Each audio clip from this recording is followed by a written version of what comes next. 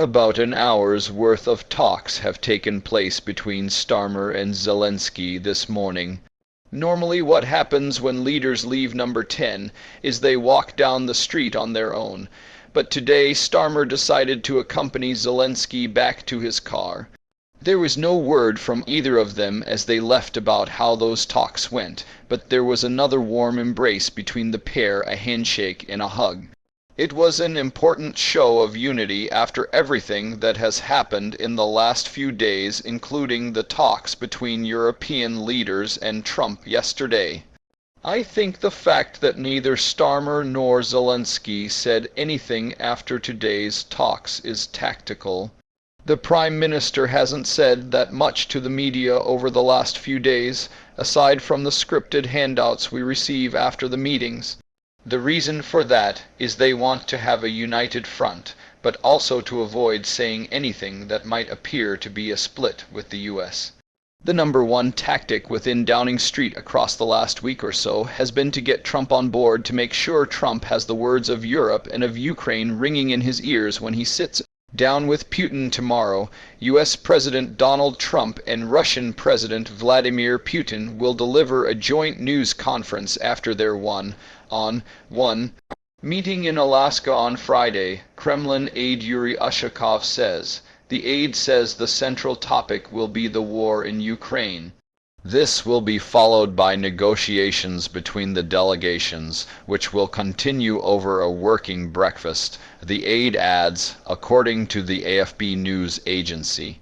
The news conference at the end will serve to summarize the results of the negotiations, Ushakov says. The Russian delegation heading to Alaska will include Ushakov himself, Foreign Minister Sergei Lavrov, Defense Minister Andrei Belousov, Finance Minister Anton Siluanov, and Russian businessman Kirill Dmitriev, the Kremlin says.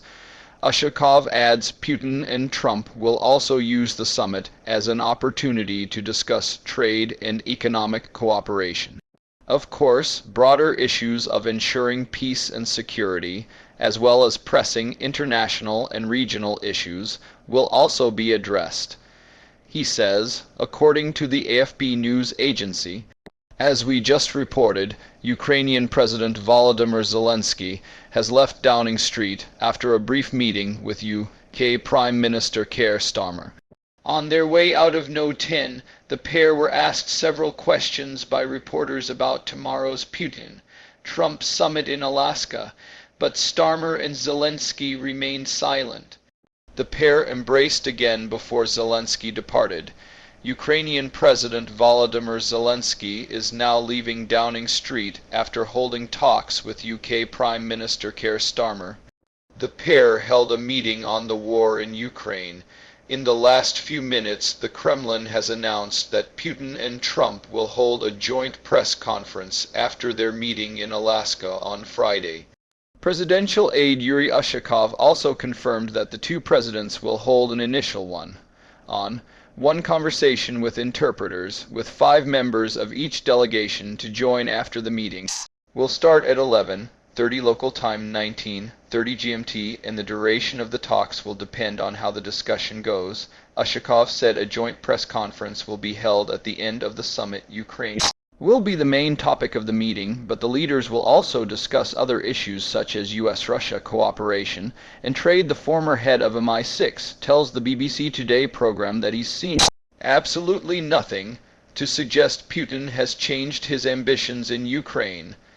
Alex Younger says the possible outcomes from Trump's meeting with Putin in Alaska on Friday are wide open, but adds that there has been no sign to indicate Putin is in any way prepared to change course and recoil from his aim of total subjugation.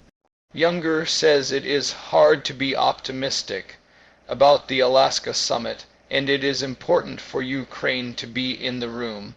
Younger also says the U.S. approach is structurally flawed. It is true that Donald Trump is the only person who can solve this, but I think he is massively overestimating the U.S. influence on Russia. He says, Russia just doesn't trust the U.S. We can bring you the latest images from Downing Street as Prime Minister Keir Starmer welcomed Ukrainian President Volodymyr Zelensky. The pair are now inside the Prime Minister's official residence, where talks are set to focus on the war in Ukraine ahead of a summit between Trump and Putin in Alaska on Friday. As we've been reporting, Ukrainian President Zelensky has now arrived at Downing Street.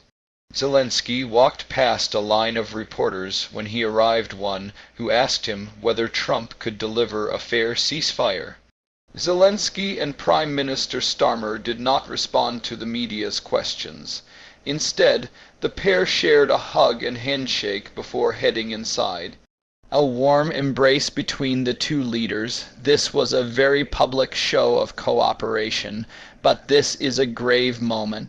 The negotiations between Trump and Putin tomorrow could have a massive impact on Ukraine and Europe. And remember, while no 10 is where cameras are trained today, the most significant moment of the week will be tomorrow in Alaska. Neither Starmer nor Zelensky will be around the table. The meeting between UK Prime Minister Keir Starmer and Ukrainian President Volodymyr Zelensky at Downing Street was not just a diplomatic formality, it was a calculated visual statement of solidarity. Their hour-long discussion, followed by Starmer personally accompanying Zelensky to his car, broke with the usual protocol in which visiting leaders depart alone. The handshake, warm embrace, and physical proximity were intentional acts aimed at projecting unity at a moment of heightened geopolitical tension. With the Trump-Putin summit in Alaska just hours away, such symbolism matters. In diplomatic signaling, images often carry as much weight as official statements. By standing shoulder to shoulder in public, Starmer and Zelensky reinforced the message that the UK remains firmly aligned with Ukraine, both politically and morally, in its resistance to Russian aggression. This was especially important after a week dominated by transatlantic maneuvering, European leaders meeting Trump to press their case, and Ukraine striving to ensure its own voice is not drowned out in great power negotiations. The silence from both leaders as they left Downing Street was also part of the choreography. Avoiding any public comment preserved message discipline and prevented any soundbite that could be spun as disagreement between allies. It also ensured that in the lead-up to Trump's face-to-face meeting with Putin, the only clear public image was one of unity, not division. This calculated display of togetherness serves as both a morale boost for Ukraine and a subtle reminder to Washington that European and Ukrainian priorities are closely aligned and should be taken seriously when Trump sits down across the table from the Kremlin leader. In short, the moment was less about what was said inside and more about what was shown to the watching world outside it. The decision by Keir Starmer and Volodymyr Zelensky to walk away from their Downing Street meeting without offering any public remarks was not a missed opportunity. It was a deliberate diplomatic choice. In high-stakes moments, what leaders choose not to say can be as important as what they do say. By keeping silent, both men avoided creating headlines that could distract from their core objective, maintaining a united, unambiguous front ahead of the Trump-Putin summit in Alaska. This restraint served several purposes. First, it prevented any risk of public disagreement or nuance in their positions being misinterpreted, either by the media or by foreign governments looking to exploit divisions. In an environment where even a small variation in tone can be magnified into a perceived split, the safest way to project cohesion was to say nothing at all. Second, it allowed the focus to remain on the visual message of solidarity. The handshake, the embrace, and Starmer accompanying Zelensky to his car, rather than on potentially contentious or prematurely revealed details from the talks. The tactic also reflects a broader strategy within Downing Street in recent days. Avoid any rhetoric that might alienate the United States or give Donald Trump reason to doubt European unity. With Trump preparing to meet Vladimir Putin one-on-one, London's goal is to ensure he carries the voices of both Europe and Ukraine into that room, undiluted by side controversies. Silence in this case was not a lack of communication. It was controlled communication, designed to speak through actions rather than words. It ensured that, as the summit approaches, the prevailing image is one of discipline, coordination, and shared purpose between the UK and Ukraine. The central priority for both the UK and its European allies in the days leading up to the Trump-Putin summit has been clear: ensure that Donald Trump fully understands and carries forward the unified position of Europe and Ukraine. This position centers on two non-negotiable points: Ukraine must be directly involved in any talks about its future, and its internationally recognized borders cannot be altered by force. In this context, Keir Starmer's meeting with Volodymyr Zelensky was more than a bilateral discussion. It was part of a coordinated diplomatic effort to reinforce this message before Trump sits down with Putin in Alaska.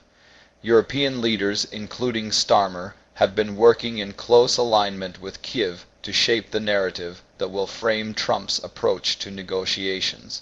They understand that if Ukraine's voice is absent, there is a greater risk of a deal being made that prioritizes expediency over justice, potentially legitimizing Russia's territorial gains. The UK, with its strong defense ties to Ukraine and influence in transatlantic politics, plays a critical role in amplifying this united stance. This strategy also reflects a recognition of the stakes involved. The Alaska meeting is not just another diplomatic engagement. It could redefine the trajectory of the war and the security architecture of Europe. By keeping the pressure on Trump in the days before, Europe and Ukraine aim to ensure he arrives at the summit with their shared position ringing in his ears, as some officials have put it. The hope is that this pre-summit diplomatic push will reduce the risk of Kiev being sidelined and prevent any agreement that undermines Ukraine's sovereignty or emboldens future acts of aggression.